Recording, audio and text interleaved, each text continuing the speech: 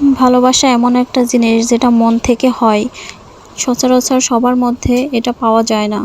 আপন রক্তের সম্পর্ক হলেই যে দেনা পাওনা হয় এরকম না। আবার আপন রক্তের ভিতরেও সম্পর্ক অনেক খারাপও থাকে। তবে হ্যাঁ, আমাকে আমার এমন আপন একজন মানুষ এই জিনিসগুলো পাঠিয়েছে, সেটা অনাকাঙ্ক্ষিত। সুদূর ঝিনাইদহ থেকে আমার শ্বশুরবাড়ির আমার জা পাঠিয়েছে। যদিও এটা আমার নিজের গাছের, নিজের বাগানের বা নিজেদের পুকুরের, তারপরেও এত সুন্দর করে প্যাকেট করে পাঠিয়েছে, তাদের প্রশংসা না করলেই না। ভালোবাসা আসলে দিলেই যে প্রকাশ করতে হবে এমনটা কিন্তু না। তারা আমাকে আসলেই মন থেকে অনেক ভালোবাসে, আর আমিও চেষ্টা করি সর্বোচ্চ দিয়ে তাদের পাশে থাকতে, তাদের বিপদে আপদে কাছে থাকতে।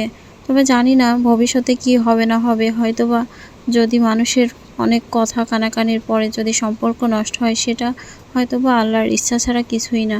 তবে আমি চেষ্টা করব তাদের সাথে ভালো সম্পর্ক ও ভালো ব্যবহার করে আসার। আমিও সর্বোচ্চ তাদের পাশে থাকব, এবং তারা, আমি জানি, আজীবন আমাকে ভালোবাসবে এভাবে। তবে জিনিসগুলো আসলে অনেক কষ্ট করে তারা গুছিয়ে প্যাকেট করে পাঠিয়েছে, এর তুলনা হয় না। আর বাড়ির জিনিসের তো কথাই না।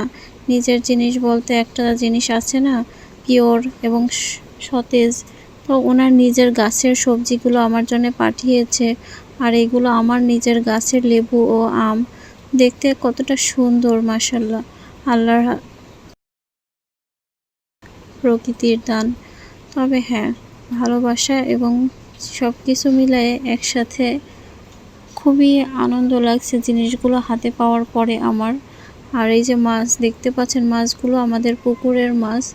রান্না করে খেয়েছি, খাওয়ার পরে আমার অনেক ভালো লেগেছে। আসলে পুকুরের নিজেদের মাছ, যেহেতু এটা চাষ করা হয় না, এমনিতেই মাছ দেওয়া হয়। আর আমি দুপুরে এই রান্নাগুলো করে নিয়েছি। সব মিলে আলহামদুলিল্লাহ, সব কিছু থেকে আল্লাহ ভালো রেখেছেন, আল্লাহর শুকরিয়া। খুবই ভালো আছি আলহামদুলিল্লাহ। সবাই সবার জন্য দোয়া করবেন, আর সবাই সবার ভিডিও দেখবেন, কমেন্ট করবেন।